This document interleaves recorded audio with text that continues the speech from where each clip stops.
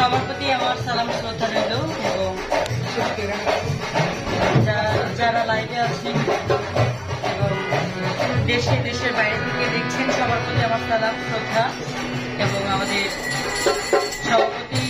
মহারাজ আবর সরকার সাহেব তার প্রতি প্রেমভক্তি রেখে আমার আলমাস কাকা সুজন ভাই বাদল ভাই আমার মামা সবার প্রতি সালাম ধন্যবাদ। আমি আমার মন থেকে খাজা বাবাকে স্মরণ করে আমি আমার আউল বাবার লেখা জীবনী খাজা বাবা